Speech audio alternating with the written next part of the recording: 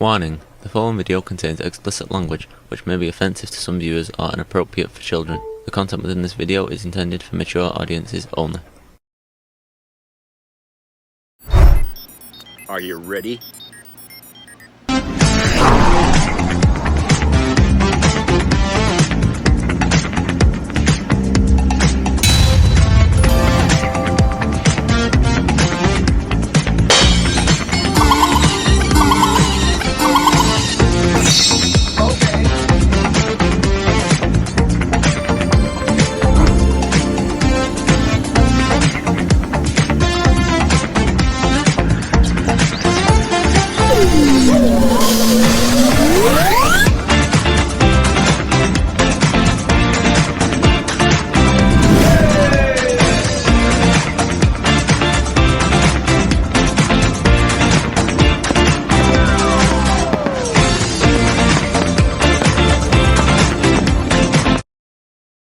Hey everybody, it's Jeff.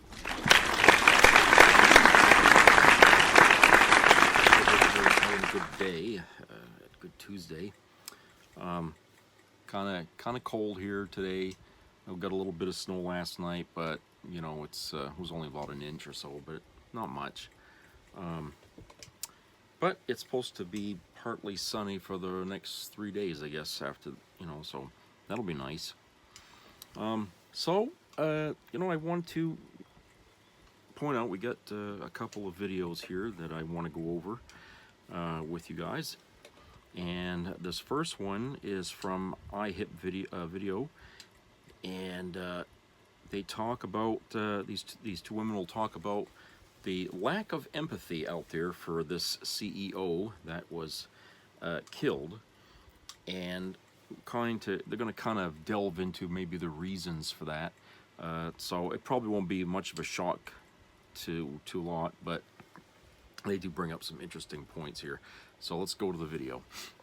Welcome to iHip News. Today we need to talk about Luigi Mangione, and he has been identified as the shooter that killed United Healthcare CEO.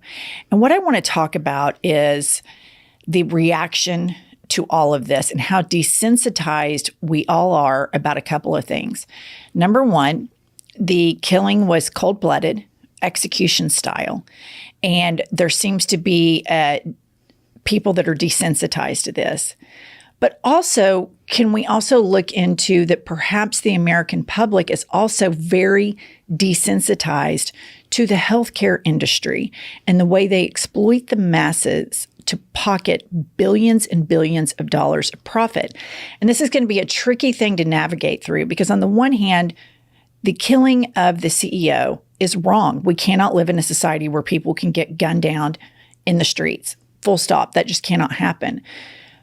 But also, do we live in a society where people pay earnestly into their insurance and then they get really sick and they're denied? In fact, United Healthcare brags about denying 1 out of every 3 claims.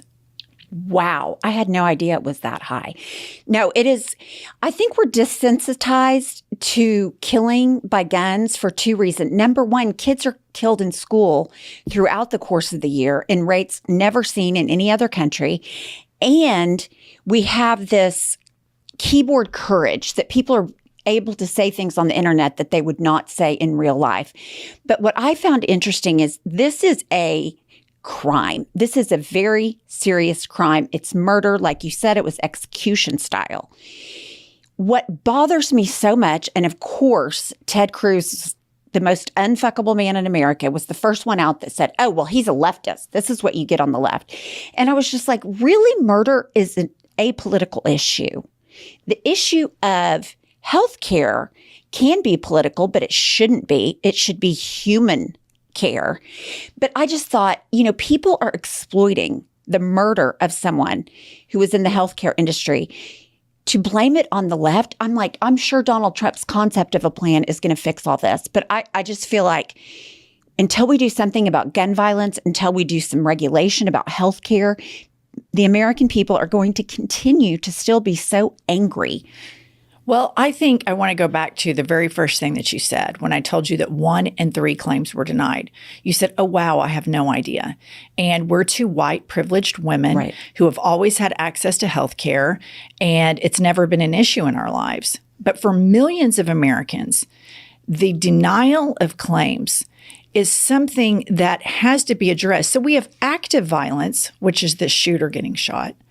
But is it passive violence for insurance companies to deny claims for people that have cancer? I saw a claim that was denied for a child that had chemotherapy, and the doctor wanted to prescribe anti-nausea medication. That anti-nausea medication was denied for a child by the healthcare industry. If you're the parent of that child, does that feel like passive violence? Is that what that feels like when you get those letters? I would have to think it does. At the very, very minimum, it's massive abuse for corporate profit. I mean, people, their claims are denied, they're delayed, they go into medical bankruptcy. I mean, there is so much abuse by these big healthcare companies, and nobody seems to give a shit.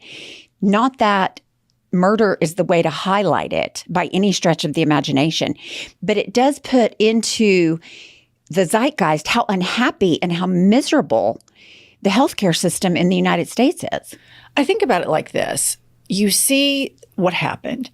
And anytime you see anybody get gunned down, it's shocking. Mm-hmm. And then you see a huge reaction online from people on the left and people on the right, just Joe Q citizen, that are kind of like, screw these corporate CEOs.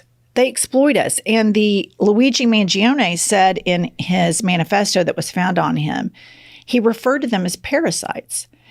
And my question is, Luigi Mangione was wrong in his act of murder, but are these insurance agencies, are they parasites? And I think the answer to that question is a resounding yes. And so when you have a lot of people who have zero empathy for this crime, zero, this is an opportunity to look at this. And what we do as a country is everybody is consumed with culture wars, drag queens, trans people, gay marriage, book banning. In our state, you've got the 10 Commandments in schools, all these stupid wedge issues. Meanwhile, the real war is class warfare because you see billionaires at the top that are using parasitic methods to exploit people's suffering. And whenever you see a documentary about the opioid crisis and you see what the Sackler family did, you are enraged. And if you found out that one of the Sackler patriarchs was shot, my husband suffered from an opioid addiction, and I know how much they exploited people's addiction, I probably wouldn't feel that much empathy for him. I wouldn't like the crime, the vigilante aspect of it, but I certainly understand as a human being when you see this profound exploitation of the billionaire class off of the masses, and they use parasitic methods to exploit money from them and to further cause suffering. I understand it. And with regards to Luigi Mangione's political leanings, whether they're left, whether they're right, from who he followed on Twitter, it seems like he's kind of all over the place. It seems to me like this is an issue that affects the overwhelming majority of Americans, and the Republicans have ignored it and the Democrats have ignored it. We value profit over human lives. And so instead of us, I had no idea that the health insurance companies denied claims, we need to know that. We need to understand that. Just because we haven't been affected by it. Right. We have to understand the suffering that is going on, especially probably in rural towns where there's a large concentration of right-leaning voters that ended up voting for a billionaire that's funded by a billionaire that's managed by a bunch of other billionaires that's probably managed by the richest man in the country, which by all accounts is more than likely Vladimir Putin. So this thing is something for the American public to really take a look at. And do we want to be a country that is wound up like cheap clocks over drag queens reading books? Or are we upset about the insurance companies exploiting human suffering, much like the pharmaceutical industry did, or the gun industry does? And so I think that's the larger narrative that we have to talk about here is why don't people feel empathy for that? And I certainly would not. If somebody in the Sackler family got shot, after the pain and suffering that I personally went through, watching my husband suffer from the opioid epidemic and knowing how many hundreds of thousands of people died, I wouldn't like that somebody got shot in the street, but it'd be really hard pressed to pass a polygraph test saying that I felt. It's really such a interesting that this Luigi Mangione was the shooter, because in my mind, it was somebody that had, poor, didn't have access to health care, lost a family member because of denied coverage, whatever the narrative in my head was. But you realize, to your point about how every American is affected by healthcare, this is by all accounts a very smart, employable person from privilege that had a complaint with the medical industry. We don't know yet what that complaint necessarily was. There's a lot of theories online. But I think the larger point is every single American at some point will have someone in their family or they themselves will need healthcare coverage. They will need insurance because they will have a medical issue. And so the issue to me is, can this be an opportunity to look at the corporate profits for these insurance companies? They're skyrocketing while coverage gets more expensive, and what they provide to the insured is far less. People are unable to get the treatment that they need, the medication that they need, and or go to the doctor that they need based on these health insurance company standards, which to my understanding, and I could be wrong, a majority of the requirements for certain care is made by people that are not medical doctors. And so I look at this and say, there is such an opportunity to address all of these issues with healthcare. In the back of my head, I think, the Trump administration wants to get rid of the Affordable Care Act. So where are we going on this? And then to your point about a billionaire sponsored by billionaires who's babysat by the largest billionaire, do you really think the billionaire oligarch class is going to say, you know what, we need to make insurance more affordable, better care, better options for the working and lower class people? And we'll take several billions of dollars a year less. And I think probably the answer to that is no. I think another point to dive into here is when you see somebody get shot in the street, it's objective and it's verifiable that it's criminal. Absolutely. So then I go back to this passive violence, and that's what I really want to focus on, is the passive violence of being a person that earnestly tries to do everything right in your life. And then you, by no choice of your own, get sick. And then you're denied health care. And then that denial can lead to a lack of treatment, which leads to death. So why isn't that criminal, would be my question. I think the larger thing here is to dive deep and get the right out of it and get the left out of it. And why hasn't either party really jumped off the diving board into this thing and really tried to roll up their sleeves and fix this? Because this affects every single person. The Affordable Care Act was written by the insurance industry. It was a full gift to the insurance industry.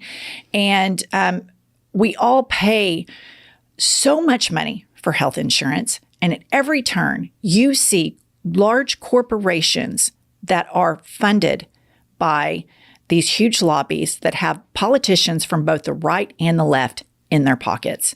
Because in the United States of America, we worship capitalism and profit above and beyond anything else. And that is the meat and potatoes of this thing.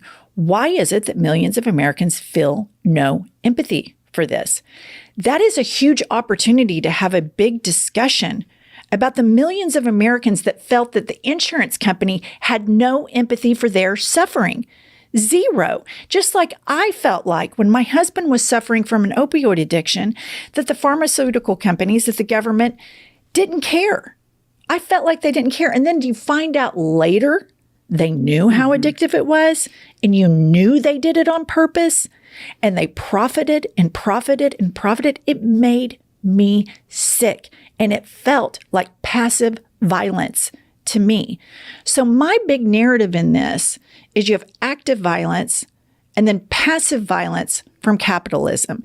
Is it passive violence for the gun lobby to continue to put these politicians in their pocket and grade them from the NRA, A+ to F, and then they get all of these guns out in the street, and then people get shot, kids get shot in school, but oh my gosh, thoughts and prayers, we can't do anything about it. I think the biggest message from this is the American people, whether you're on the left, right, or center, whether you came from a rich family or a poor family, are all affected by the exploitation and the passive violence of capitalism. Absolutely. And I think hopefully this discussion will be opened up on both sides and it won't be so polarized. I don't have a lot of confidence in that, but we'll see. Yeah, that's not going to happen until the political narrative is taken away from these wedge issues and the culture wars, and it's really moved to a class war. And you see what Bernie Sanders did when he ran, and he really highlighted a lot of these discrepancies in the system and the disparity in the system. And he highlighted human suffering and exploitation and parasitic methods within the system. And he got a lot of traction for it. And you see some other politicians, not a lot, but a few, that speak out vociferously about this. But at the end of the day, even these politicians, both on the left and on the right, profit from their positions in Congress. And so it makes you feel helpless. And then you get lone wolf actors like this that go and do these things because there's only so much that people can take. There's only so much suffering and exploitation. You get one person, and apparently he had some sort of back surgery, cut off ties from everybody. His mother reported him missing November 18th. Just an interesting point about this. My son, if I said he's missing, and then I see all of the images from the New York Police Department online, you can't tell me that that person at McDonald's is the only person that recognized him. I mean, this guy's cousin is a Republican in politics in Maryland. I can't remember if it's House or Senate or whatever. But I think that this conversation about active violence and passive violence is one that I want to continue to have here. And I think that's why you don't see a unilateral, oh my God, celebration. Yes, they found the murderer. Justice will prevail. It's quite the opposite. It's been interesting. And it is an opportunity for the American public to stop with the ridiculous culture war that only further marginalized people. And everybody jump on board with the exploitation and the parasitic practices from these corporations. Because one thing that the right has very successfully done has told the American people, we're your party, we're going to fight for you, and we're going to help you. And meanwhile, you have the billionaire class, Trump behind the scenes at Mar-a-Lago talking about giving people larger tax breaks. But this was probably the most interesting 28 seconds in television I've seen. And it just really, really personifies everything that is wrong over at Fox News, which I affectionately refer to as dipshit news. Here's Laura Ingraham last night. We'll dig into it later. The Instagram posts from nutbag people, which I was sent in the commercial break earlier, crazy. Like, he's cute, and people celebrating this. This is a sickness. Honestly, it's so disappointing, but I guess we shouldn't be surprised. I mean, can you believe she can sit there and say that like that with a straight face? The moral high ground and the hypocrisy. I mean, it just makes me want to scream. When the white guy gets off for killing the black guy, he's a hero. Absolutely. But when the billionaire gets shot I don't know what Luigi's motives were, but I do know what the reaction that she was talking about Instagram and all of these people. A lot of these people have been affected, denied, and seen human suffering because of the parasitic practices of corporate America. And they are exploitative and parasitic to the American public. There is no question about it. You can look no further to the gun industry, the pharmaceutical industry, and the insurance industry, and how they exploit and suck off of the American public for their shareholders with impunity. And it is gross and it is disgusting. So this is a continued conversation that we want to have here. Please comment below and make sure you subscribe to our channel, because I think that the American public these next 4 years needs to shift away from these stupid culture wars and really start talking about the class war. I absolutely agree. All right, we'll see you guys later. So yeah, it's pretty insightful that they covered a lot of it. I have to say, just to add here a little to it, that since we've had many decades here of kids out there shooting each other, and we've kind of grown a callous over our emotions about that, because I think if somebody from like 1970 was catapulted into this time period and saw what was going on, it would be like a horror show. But for those of us who grew up those years and are here today, we were slowly boiled to death and we don't even know it. Okay, so I think there's a certain, at least in American society, I don't know about anywhere else, but at least in this country, there's a certain callousness over somebody getting shot, especially somebody that we don't really care about or like. And this guy here that was assassinated certainly isn't somebody that many people are going to shed tears over, because we also know about the horrid decades of people being, treated like crap by these companies, and like they call it, passive violence. Yeah, that's passive violence. I mean, when you're slowly destroying someone's life to the point where there's a death involved, I mean, that's as bad as just pulling a trigger on somebody and killing them quickly. But it is a form of violence. And if we're going to prosecute this guy here, who Luigi, who apparently is the one, ostensibly, or that at least he's been accused of being the one that did the assassination. I mean, if we're going to punish him in the way that we do in this country, then why don't we go after these healthcare companies who not just killed one, but millions? And I ain't talking about just United Healthcare. I'm talking about every goddamn one of these companies who all do the same thing to various degrees. And I think, why can't we do that? But as it was pointed out, a lot of politicians get money from these said organizations, and so that's Bernie Sanders' fear about money in politics. We lose our democracy because of corporate interference. And corporate America has really done a disservice to this country. Okay, yeah, sure, they provided things for us to buy and stuff like that, but at the same time, they also ask for favors that they don't really need, like, tax breaks and corporate welfare, and things like that. They're always trying to pad their fucking profits all the more for their stockholders. And we let that go on and on and on until we build up a certain acceptance, I guess, of hearing stories about a person who was denied coverage and they died. We shake our heads, we say that's terrible, that shouldn't happen. But then we go on with our lives and we let it go on. And it's like, at some point, somebody has to put their foot down and stop the world from turning and say, look, don't just walk away, shaking your head. Fucking do something about it. That's a goddamn injustice, a disjustice here for people. You've got to fucking do something. Just don't shake your head about it, And I know, they're sitting there saying, a murder isn't the right way to deal with things. Let me tell you something about that.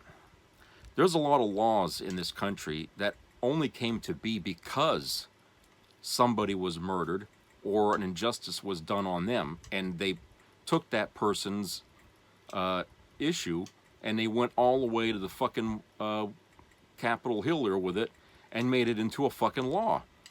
I'm sure, I mean, there's a whole bunch of fucking Lifetime movies and stuff that covered these true stories and stuff of people who were dealt an injustice, like a rape or a fucking, you know, insurance thing or a murder or something like that, or somebody being stalked, and they turn around and they take that incident and they say, we need to change the law because of this, and so they create a law. So don't tell me that a murder, you know, isn't, you know, a good reason to get things changed. Unfortunately, it does sometimes help. I'm not going to say in every case, but sometimes a tragedy like that can be taken up as, you know, a positive thing, you know, and said, okay, well, this person isn't going to die in vain. This person isn't going to suffer in vain. We're going to take up their cause and we're going to do something about it. That's what we're trying to, that's what we're all waiting for. We're all waiting for something like this to happen, to wake up the rest of the country and say, yes, we need to stop it now. Okay? And maybe, just maybe, and I'm just saying maybe, the death of this CEO, the murder of the CEO, could be that wake-up call that everybody's been bitching about. But there has to be a willingness out there to actually push this thing to get, you know, legislators or whatever to do something about it. And that's going to be an uphill battle because for too long, these companies have accumulated wealth on the bodies of the dead. All right, and so they got a lot of fucking assets on their side to fight back. And a lot of politicians are going to want to bite the hand that feeds them. So that's why, in order to change what is, you have to have something drastic to instigate it. That's why I say, in this case, a murder could be the thing that breaks that wall down.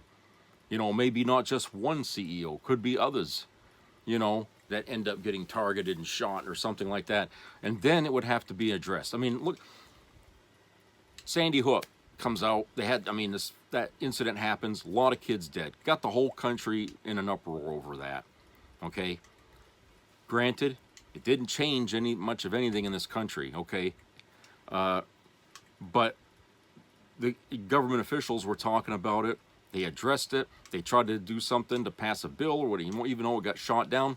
The thing of it is that it got things moving. It got the bowels moving in the government, okay? And it needs an enema, okay? And you're not going to do it, you know, I mean, let's take another example. Pearl Harbor. The United States didn't want a fucking thing to do with World War II until Pearl Harbor happened. If it hadn't been for that, the United States would have stayed out of the war and Germany probably would have won. But here's the thing. Again, death, murder, it gets people's attention. It doesn't always work, but a lot of times it does. Okay? And so it's unfortunate that this is the way it is, but that's humanity. We're not perfect creatures. Okay, we don't sometimes understand a problem until we're slapped in the face with it. Okay, and that's the reason why I don't agree to a certain degree that this, you know, murder is not the answer. Sometimes it has to come to that before people will wake up and say, okay, this has gone too far. All right, and that's why I'm saying, I mean, you can't discount that as a reason for things. I mean, because we look back through history and we see how a lot of things were changed because of the murder of somebody. All right, how that changed a direction of an entire nation. So, you know, things like that happen. And it gets people riled up, it gets them talking. And what people are really surprised at out of all of this is the lack of empathy for this man who was shot and killed. That's only because you don't know him. That's the reason why you're shocked about the empathy. But if you knew this son of a bitch, and you read about the things that this guy was being investigated for, you would have known this guy isn't such a nice man. Okay? He either would have been shot and killed, or he'd have spent the rest of his life in prison for things. Okay? That's the future this guy was building for himself. Either way, okay? things weren't going to be good for this guy. He might have been going around bragging about the profits he made, but that was going to come at a price, and he paid that price with his life. Okay? You can't bitch about karma. It comes around to everybody. He might look like a nice man in his picture, smiling and everything. You would never think this guy was such a crook. But he is. He was, okay? And he hurt a lot of people. And because we don't really know this story entirely yet, and we don't really know this man entirely yet, people are still going to be wondering, why are we not showing any empathy for this guy? He don't deserve it, okay? And even the only people that really care about him, I guess, are his kids and his wife. And yeah, you can feel sorry for them that they suffered such a loss, okay? But who's going to cry for the people that he condemned to death because he pulled away their goddamn medical policy when they needed it, their health care? Who's gonna cry for them?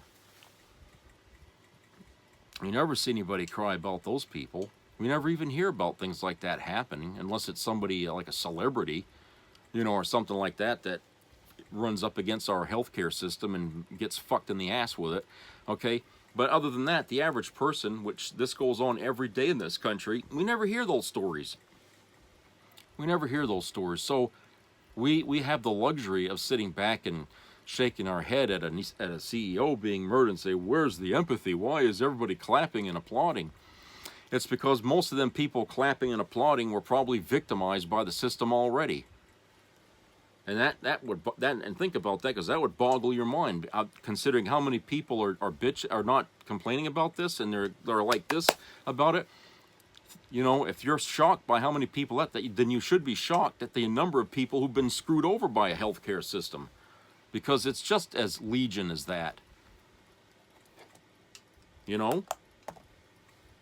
So, like I said, I can't share any sympathy for the man that was killed, okay? There's a lot more about that man, I'm sure, that hasn't come out yet, and it will, because hey, he's still what he was doing was under investigation. They're not going to tell you everything because they still have a case against the company he was working for, and he was linked to it. So the company as a whole is still under investigation, so they're not going to reveal their cards until they're ready to do charges here.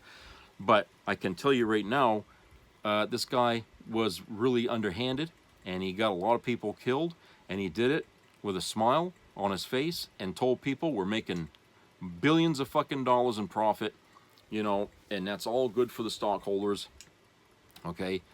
And he stands with a curtain behind him covering all the tombstones of all the people he's responsible for burying, okay? And by the way, he probably didn't pay for any of those funerals either, so, for a nation like ours to let this go on, and we try to pretend that, we're a Christian nation, get the fuck out of here. All right, let's go to a commercial break.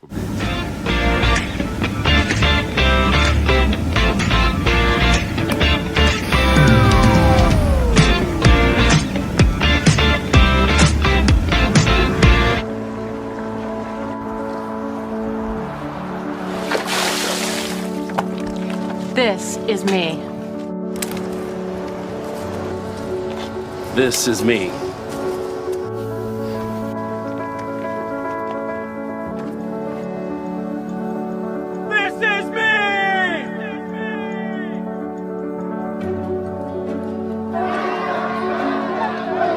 This is me. I'm Alex Curtis. I'm a lobsterman in Maine, and this is me. I'm Ruth McLaughlin, and this is me. I'm Eric Hopkins. I'm an artist, and this is me. This is me. Me. This is me. This is me. This is me. At the end of the journey, the main thing is you, original.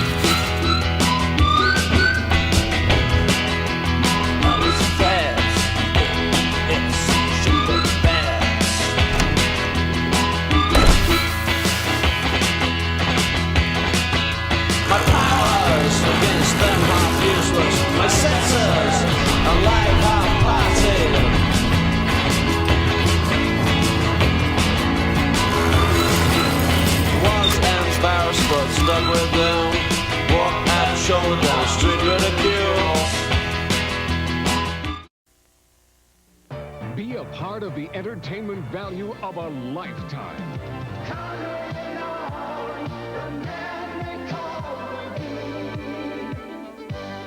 I loved it. It was the best performance I've seen in a lifetime. I loved the show. I liked it very much. He's a very entertaining man. It's well worth the money. Now appearing in Charlottetown, coming to Halifax November 6th to the 18th, and St. John November 20th through the 26th.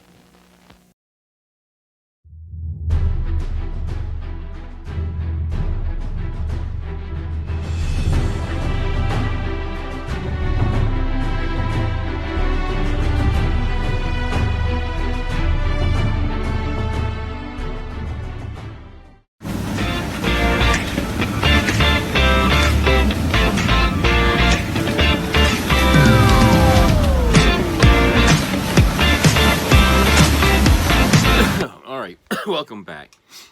You know, after we just finished the last segment here, I got to tell you something. You know, this really goes out to all the MAGA people out there, especially the ones that are crying right now because, you know, they're finding out that they've been fooled, tricked, misled, hoodwinked. Okay. You know, you people, you voted for this guy. You thought you was voting for Christian values, you know, nationalist, fascist values, you know, to harm people you didn't even like, okay? And, you know, you voted for the contempt of these people, you know, and not grace and understanding. You voted for judgment, not mercy, okay? You voted for a felon, a rapist, who, you know, tried to end democracy, last time, you know, rather than a, you know, competent woman who was kind and intelligent, okay, you voted, you know, for the other side. You demonstrated that, you know, that you're more interested in keeping the throne for yourself, okay? No one is drawn to your God because of any of that. So how can we trust that you know anything about Christian values if you make a mistake, or, well, you think it's a mistake. You said it was a mistake, but you guys did it on, you know, you did it proudly. You did it on purpose. You clapped and applauded, you know, everything that he said, whether it was nasty or not, or kind of ridiculous or not, whatever the hell it was. You sided with this guy. And yet you're trying to tell us you know about Christian values. How can we take that as honest? You know, how can we say that you really do when you like things like that? I mean, it's like a pedophile who goes around being a pedophile, and then he goes to church every Sunday, okay, and he says he loves kids, you know, and that, you know, he wants to be a father and all this stuff, but he's still a pedophile. I mean, if you knew a guy that was doing that, and he was going around saying that he's a Christian and he believes in family values, wouldn't you laugh in his face? Okay? Same fucking thing. Same thing. Don't be a hypocrite. Don't be like that. You know, if you don't believe in those things, then just say it. I'd have a lot more respect for you as a person, as a MAGA person, if you would just say, I disavow Christian values. I don't believe in them, okay? Just say it. All right? At least then I'll know why you're saying the things you're saying. And I wouldn't have to call you a hypocrite. Okay? Just say it. What's the harm in just saying you don't believe in that shit?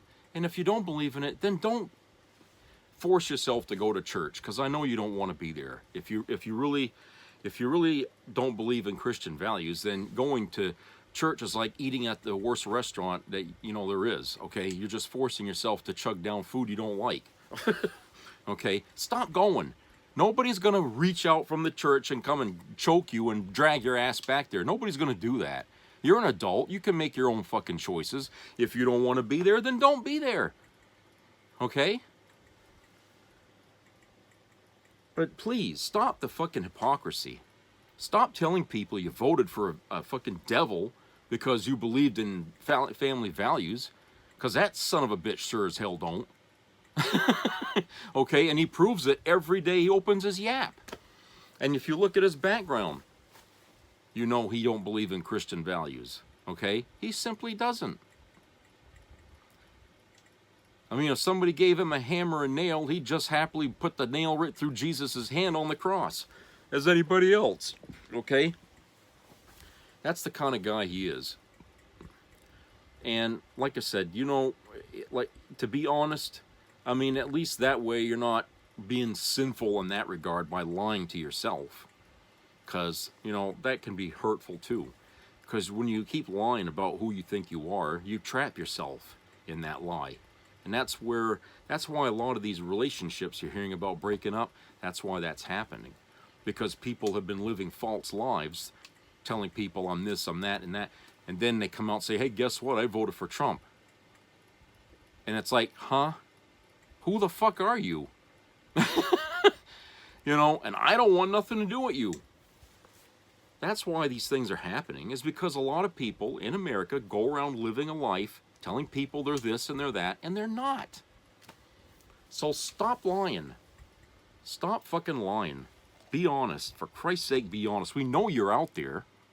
We know a good, you know, a chunk of our country is MAGA, so fucking own it. Fucking own it. Alright, so this second video here is another about, well, this is about Prime Minister Trudeau, the Canadian Prime Minister. And he went down to Mar-a-Lago to have a sit-down with Donald Trump to kind of politely and explain to him that, look, don't put no tariffs on our country because I'd be forced to have to retaliate, okay, on behalf of the government. I have to do that. And I will come down hard, you know. And he got the impression that the message sunk in. But then Trump comes out in an interview and says, no, I'm going to put tariffs on Canada. So Trump, once again, talking out of both sides of his mouth, or maybe out of his mouth and out of his ass at the same time, okay, going around telling people lies. Trudeau, well, he gave it a good shot. He tried to be nice about it, okay? He didn't do it like China does, or, you know, whatever, you know, just, you know, say, oh, I'm going to put, you know, he didn't do it in a mean-spirited fashion, okay? He tried to be nice, but, you know, like I said, you can't reason with a man like Donald Trump because he's so unreasonable. Everything he does has no logic to it.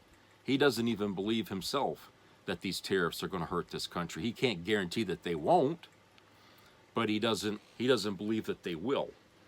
Well, if he ran his companies on, you know, I believe this or I believe that, and not knowing this would happen or that would happen, that would explain a lot why all of his companies failed. Is because he doesn't follow the facts, he follows his gut. And, you know, he doesn't have very good instincts. I hate to say it. He doesn't have very good instincts because these tariffs will not help this country or anyone. And like this guy said here in the video, you got people that are scared now. They're stockpiling toilet paper and medicines and, you know, you name it, like we was doing during the pandemic. You know, so enough people realize we're in for a long 4 years with this guy. Assuming, of course, the Democrats do the right thing and take back the houses in 2 years, then maybe the last 2 years won't be so bad, but it'll be dramatic because there'll be a lot of fighting going on. But the thing is that there's going to be a lot of difficulties ahead. And a lot of people are going to be extremely upset about it. The right wing is going to be on overdrive to try to spin every fucking bad thing that Trump does as a positive thing. So you got to be on the lookout for that. And this is me telling MAGA out there, don't believe the spin. And when they start telling you that, oh, you're not suffering financially, everything's just fine. You know, you didn't pay a lot of money for your gas. It's just fine. Everything is fine. You know, don't believe it. If you don't feel like things are being treated well for you, then you're not happy, you're not fine, and you need, and this is ridiculous. You know, you're living your life, you know the status of your life. That person on the TV there, me or whoever you're watching, they don't know you. They don't know what you're going through financially, okay? They're telling you what they want you to hear to try to, you know, plug the leaks, as it were, if you were in a fucking boat, just to, avoid having to pay money to fix the damn thing. All right, so even the people at Fox will know that these are hard times, but they won't ever say that. They're not going to make it look like they're failing, but we're all going to know that they are, because our two eyes and our ears, okay, we trust our senses. If things don't look right, we know they're not right. And nobody's going to tell us that they're not. Okay, nobody's going to try to convince us that things are doing good when we know they're not. And like I said, you know, I don't think you can count on mainstream media to give you the full facts of things going on for the next 4 years. I mean, we're already having to doubt much of what they say now as it is, even on the Democrat news sites. Okay, you have to be aware of that before you jump up and say, yep, that's what it is. Okay, just keep in mind, they're owned by people who want to make money, and they make money by getting viewers, and those viewers watch their commercials, and that's where they get their money. It isn't so much about the news. I mean, the news is the bait, the clickbait, whatever you want to call it. And if it's unhappy news or something like that, you know, they know they'll get viewers that way. But what kind of bad news is it? Is it bad news that matters to you, or is it bad news that's happening somewhere else in the world and it doesn't affect you? But you know what I'm saying? You have to understand, they won't talk about issues that are concerning Americans too much. Okay? You're going to have to find that out on your own, you know, through independent websites, stuff like that. People that are, you know, not in the mainstream but on the outskirts of it, who are out there actually doing a lot of the work themselves to get information out there. And it's like ignoring a whole bunch of SOS calls when you're out at sea and you're only listening to the bigwigs out there. But what if the small yachts and all that, you know, they're signaling you're not listening to them? Well, that's what these outsiders from the mainstream are. They're the little yachts out there doing their thing, and they're sending out signals but hoping people will hear it. Well, if you're not listening to them, you're not getting the full view of what's going on. Okay, you're only getting a one-sided view, and it's probably slanted, so it's not really a one-sided view. Okay, but you're getting a view that's out there, and it's not going to be very informative. In fact, it's only to give you a perception.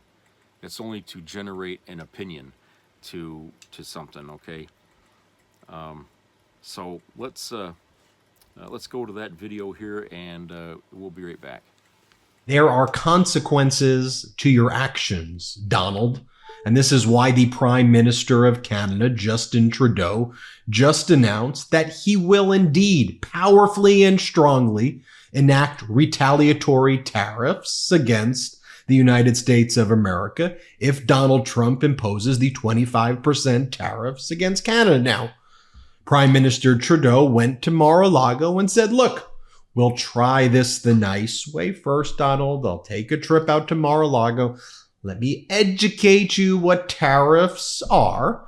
But then what did Donald Trump do? He acted nice. He acted like, okay. But then over the weekend, Donald Trump went on Meet the Press.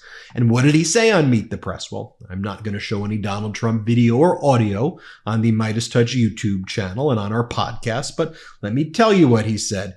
He once again threatened to make Canada the 51st state of the United States, mocking Canada. Donald Trump said, we're subsidizing Canada to the tune of over $100 billion a year. We're subsidizing Mexico to almost $300 billion a year. If we're going to subsidize them, let them become a state. To which writer Paul Krugman wrote, Wall Street is betting Trump's tariffs policy is not going to be totally idiotic. I wouldn't call that a safe bet. Also on Meet the Press, Kristen Welker, who did a horrible interview with no follow-up, asked Donald Trump the following. Economists of all stripes say that ultimately consumers pay the price on tariffs. Donald Trump goes, I don't believe that. To which Welker says, well, can you guarantee American families that they won't pay more money because of you? Donald Trump says, I'm not going to guarantee anything. Yes, you did. You kind of guaranteed everything when you were campaigning.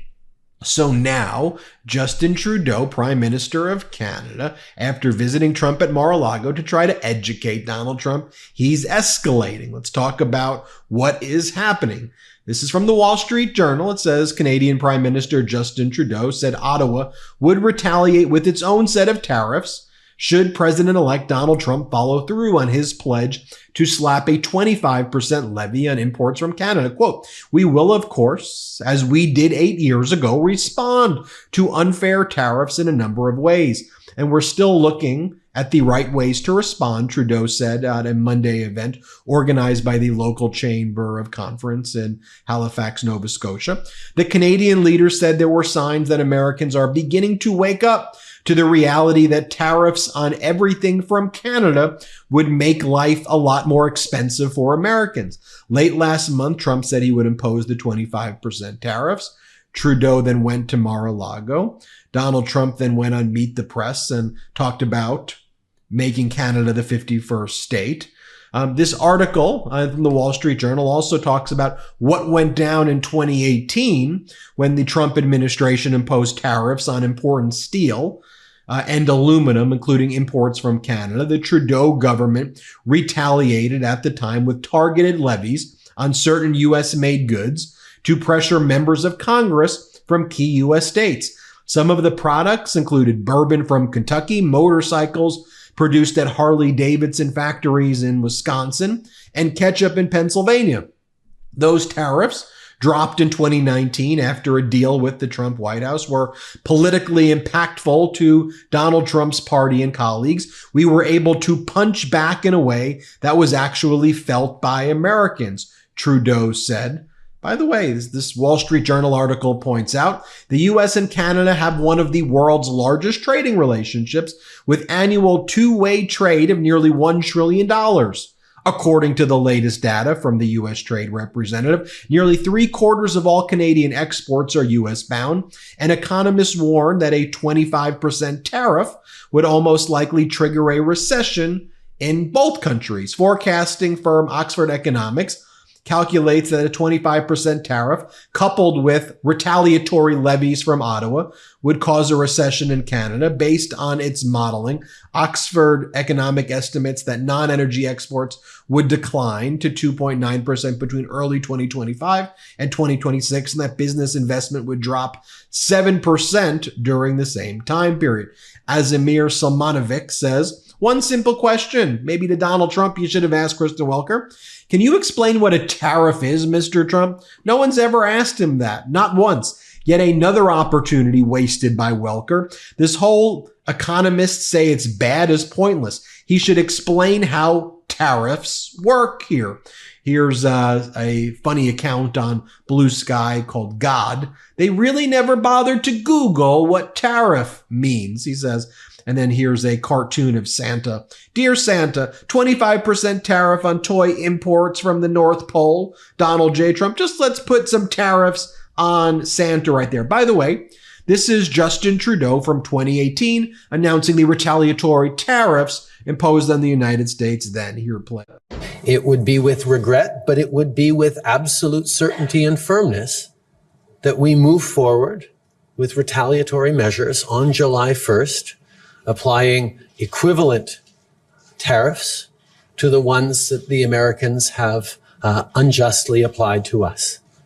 I have made it very clear to the president that it is not something we relish doing, but it is something that we absolutely will do, because Canadians were polite, we're reasonable, but we also will not be pushed around. And one of the points that Trudeau made clear yesterday during his speech, and one of the things he's making sure are known publicly, is he's going, Americans now are realizing that Trump's tariffs on Canada make life a lot more expensive for Americans. In other words, the F around find out crew who supported Donald Trump didn't know what tariffs are, then started Googling, what's tariffs? Oh, wait a minute.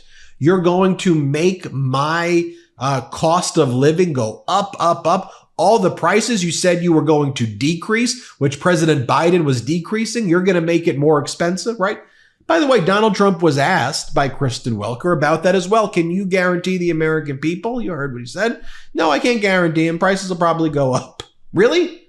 Really? Douglas Irwin cited the following from Paul Krugman's article. The bottom line from Paul Krugman's analysis of Trump's tariffs is the following. So what's the bottom line on the pros and cons of Trump's tariff proposal? Cons. The tariffs would impose large burdens on middle and lower income families. They probably wouldn't significantly reduce the trade deficit and might actually hurt American manufacturing. And unilateral U.S. tariff action would wreak havoc by fracturing the world trading system. Pros, I cannot think of any. By the way, Fox Business joins right now. They weigh in. They join, I guess, Truth for half a second after lying the entire election. Fox Business now says Trump's proposed tariffs could drive up food prices. Experts say grocery costs are between 20% to 20% higher than they were 4 years ago. Wait a minute. I thought like a miracle it was all going to go away. You were going to lower the price on the day one. No, wait a minute. They're going back up. This is from Fortune. Fear of Trump tariffs is causing Americans to stockpile toilet paper, medicine, and food before prices rise. Great work, Americans. You've now brought yourself right back to the COVID days where people are stockpiling toilet paper, medicine, and food. You know, you didn't have to go there. You know, you could have just, I don't know, like supported the current administration where things were under control and where Donald Trump's cataclysmic, catastrophic mess was being fixed. I don't know. You could have done that. But now, F around and find out. You're now stockpiling toilet paper, medicine, and food before the prices rise. This is from Fortune. 1 in 3 consumers plans to spend more money this holiday season. And the top motivation is fear of higher tariffs under Trump.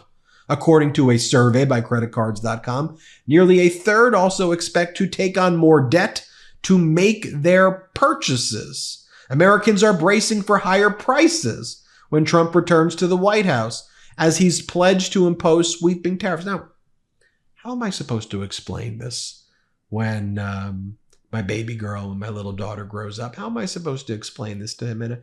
You see, what happened was the American people, they were very much aware of Donald Trump gonna screw them. They knew it, but they voted to be screwed rather than be helped. They voted to help the billionaires rather than themselves. Consumers aren't waiting for the products to get more expensive. Instead, they're loading up on the items now. 1 in 3 Americans plans to buy more, and fear. They chose to instill fear in themselves. And fear of higher tariffs is the leading motivator, with 39% citing them for stepped up purchases. Other reasons includes worries about supply chain disruptions, societal instability, recession, and another pandemic. In other words, people are freaking out now. But they made themselves freak out. They voted for the freak out versus stability. I don't like doing F around, find out stories, but why I'm bringing this up right now as well is because Justin Trudeau, and he recognizes this, Claudia Sheinbaum in Mexico, they're our allies. Trump attacking our allies. What about our trading adversaries? How weak of a negotiator can you be, as Trump is, when he just word vomits all these promises? If you're President Xi, you know you got Donald Trump right where you want him, because you hold the power to just, boom, make it all come crashing down. You want to tariff us? Okay, we'll tariff you. Good luck. Donald Trump's trade representative, this guy, he talks about decoupling from China, which he says will cause severe temporary hardship on the American people. It's like the same language of Elon Musk. Economic hardship the people must experience. Really? People worth $500 billion are saying that we, the people, need to experience economic hardship? And just as a matter of negotiation, you're screwing your ability to even have legitimate conversations with people who you're going to tariff because they know that the American people were promised a bill of goods and they can exploit that. Wall Street Journal writes, why tariffs could really pinch retailers this time, how retailers might respond to looming tariffs. Here's an interesting one. This is an example just how consumer prices will be impacted by the tariffs. A $40 toaster oven will now cost $48 to $52 after the tariffs. The price of a $50 pair of athletic shoes would jump to about $59 to $64. A $2,000 mattress and box spring set would end up costing about $2,128 and $2,190. Oh, but the price of eggs, guess what? They're going up too.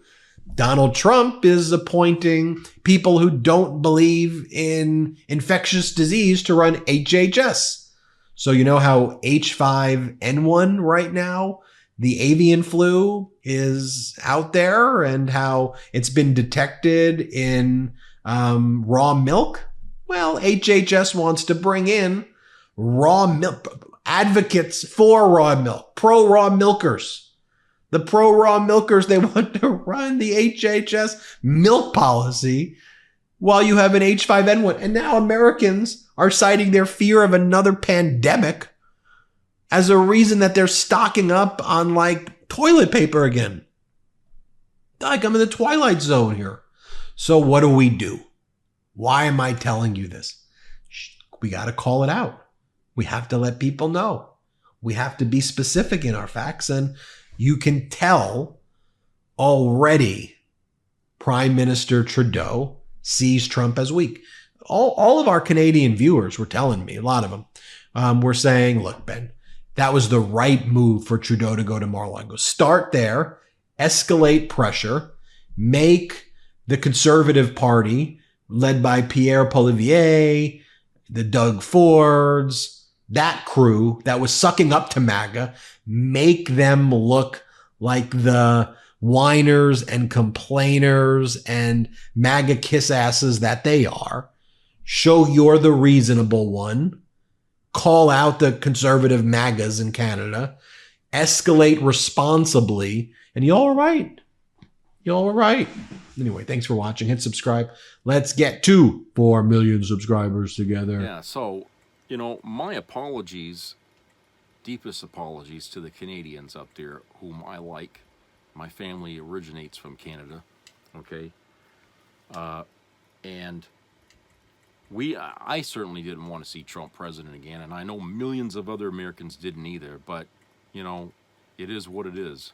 Our election system isn't perfect, and the Republicans know that, and they know how to work the gears that we don't see. And I think in a lot of ways that probably contributed to Trump's getting back in office, because it doesn't make any sense after the 4 years we had with him already, okay, that this guy would conceivably be put back in the driver's seat no matter what crimes he committed or something, that, you know, we actually put our first criminal, our serial criminal, as president in history, the first one in history. That's really going to stain our fucking, when we look at all the presidents we've had, we're going to have that one black mark in our history of the first criminal rapist to become president. Okay, that's really going to be a nice little addition to the number of presidents we've had. Okay, I don't know. But you know, the MAGA movement and stuff is like this crazy ass parade, okay? Where you got the elephant in the parade, which, you know, the Republicans moving along, and as always, you got the Democrats that are the donkeys, the jackasses that are always in the back of the fucking parade sweeping up the elephant shit, okay? When the hell are they ever going to get ahead of the game and stop following them and just start, you know, leading ahead of them? Jesus, don't they get tired of that? Because if they really wanted to hang on to this country and make sure that it's safe, they would have cheated their asses off to make sure Trump would have never got back in there, okay? That's what I'd have done. Okay? I'd have said, you know what, for the good of the country, we're going to cheat and make sure Trump stays the hell out of the office, okay? We're going to stop him at every opportunity, okay? That's how I would have done it, okay? And so what? You know, sometimes you got to do something bad in order to do something good. You have to, in order for the country to take its medicine, you got to force them to take it, okay? And I think that MAGA deserve to have an election cheated on them, so they know that, hey, look, yeah, you guys bitched and complained when you lost against Biden, okay? There was a reason for that, and we're going to remind you why. Because if we go your route, we're going to end up right back where we started, okay? And that's what we're going to do. So this is a case, you know, it's like, what's that movie there that The Dead Zone, okay? Remember, there was, at the last part of the third act of that fucking movie, there was a guy that was, Charlie Sheen was playing a guy running for president. And when he shook hands with Christopher Walken's character, and I can't remember the name, Christopher Walken has a flash of what's coming. You know, he has that gift. And he sees this guy, he's going to bring about World War III. Okay? And so he struggles with the knowledge of that and goes to a friend to talk to him about, you know, about what he saw, because his friend happens to be a doctor who's been treating him and understands he has that ability. And the doctor, who was a Holocaust survivor, tells him, if I had known Hitler was going to be what he is, you know, yeah, I'd have stopped him, I'd have killed him, you know. It's a immoral act, but at the end of the day, it serves a greater purpose. It saves millions, you know, from having to go through the nightmare that one man, that one person could bring. And I'm not trying to advocate for a fucking assassination or anything like that here, but what I'm trying to say is, in that extreme example, is that we knew what Trump was. We had 4 years with the guy. We had that chance to get away from him after that 4 years, and we survived it, okay? And thank God we had Biden in there to ease the fall a little bit, so that way this country just didn't crash, okay? But knowing that we know what he's like, all of us had that ability to see what was going to happen if he got back in there. We all had that ability. We were all Christopher Walken's character in that movie, Dead Zone. Because we didn't have to be convinced, you know, by some wizardy kind of fashion, okay, some superhuman thing. We just had experience to draw from. And experience was a big educator in that incident. And we needed to listen to experience. We needed to listen to history and say, you know, it was just recently we had this guy as president, and look where it took us. Okay? We lost over 1 million Americans under his watch. That people that didn't need to die if he'd have been saying the right things and doing the right things, instead of being the childish prick that he was for those 4 years, because, oh, everything's got to be about me. The spotlight has to be on me. Okay? And nobody can upscale him. His own flaws got 1 million Americans killed. We knew this, okay? And still, we ignored our instincts, we ignored our experience, we ignored the fucking knowledge of what we went through, and voted for that guy back in there. Inexcusable. Inexcusable, okay? Inexcusable.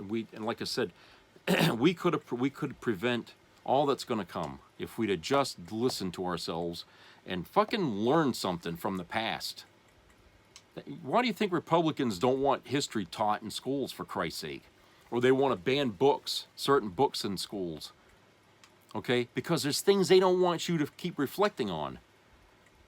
They don't want any more opposition to their stupid draconian ideas that they keep throwing at you every time you turn around. They don't want people to reflect on any of that shit.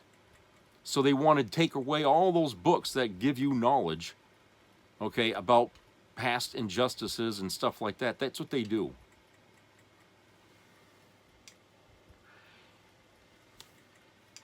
You know, I just, like I said, you know, when people are denied knowledge of history, we are condemned to repeat it, okay?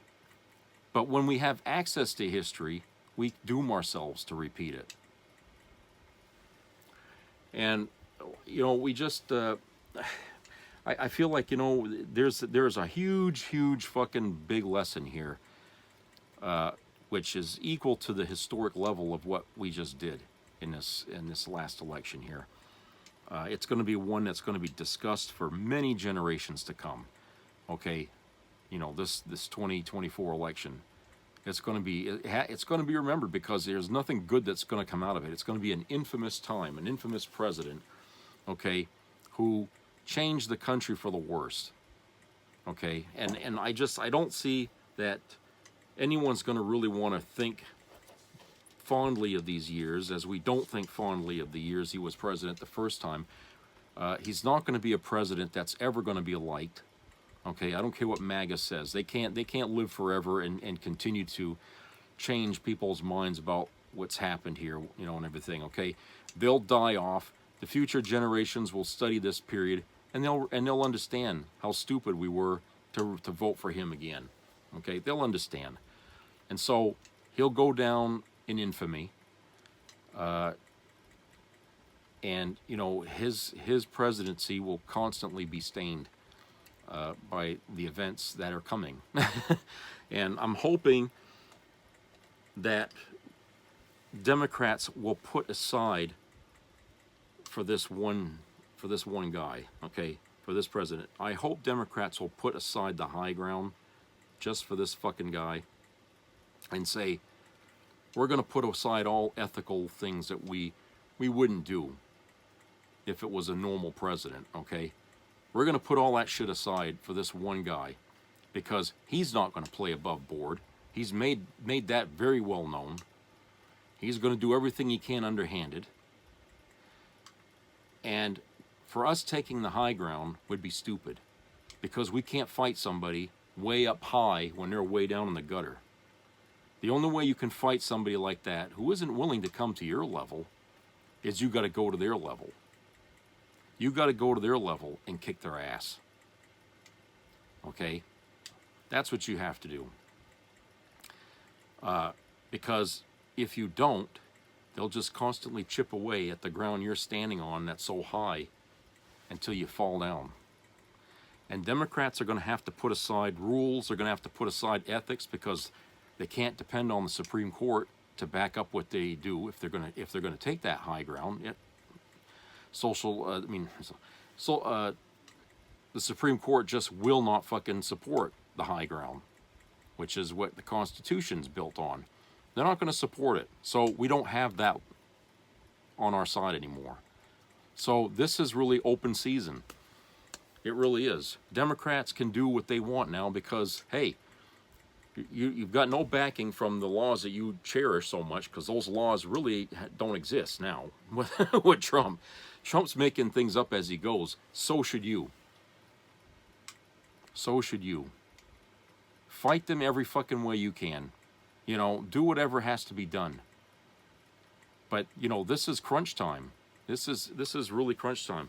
And right now, what happens from here on out is going to, as I said many times already this year, is going to decide what kind of an America we're going to have from here on out. Are we going to have an America that's honorable and a democracy and fair, or are we going to give in to our worst demons and allow the country to dissolve into anarchy, greed, corruption on an immense scale, and a country that nobody else is going to want to deal with anymore? Okay, in fact, they'll stand against us because we'll be considered an enemy country. You know, the way Canada's thinking about us right now and the way Mexico is thinking about us right now. You know, right now, we're not well-liked anymore now because of the fact that we put that nutcase back in the White House. And I don't blame these other countries for being that way and feeling that way. Okay? Because they know a country like ours that's got all this military power is a danger to the whole world, especially if you cannot control it. Okay, and you can't guarantee that these people are always going to be on your side. You know, Trump doesn't give a shit about the UN. He'd rather take and get rid of that fucking pull us out of it for all he cares. You know, most business people don't like the UN because they figure they got too much clout over global matters. Okay? Well, too bad. This is the way the world works. And if you think, you can snap your fingers and that changes getting rid of the UN, you're going to be for a rude awakening because without the UN, a lot of countries would be doing a lot of nefarious things behind each other's backs. And if you think your businesses are having a difficult time now on the global market, wait till, you know, try and do that and see how you can.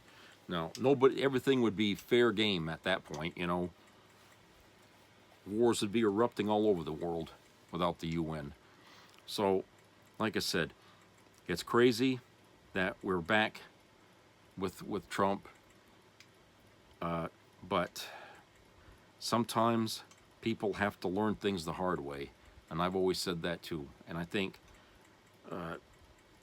in a way, I think in order for this country to come back stronger than ever, is we're going to have to go through the pits of hell, as it were, to get there. And, you know, I go back to a philosophy that, you know, Gene Roddenberry had about, you know, when he created Star Trek, about that. And he even embedded in the Star Trek mythos that, you know, in his show, that humanity went through a great deal of fucking warring and corruption and nearly destroyed itself before they woke up and realized that they could do better. That they were sick and tired of what was, and they wanted to create something better.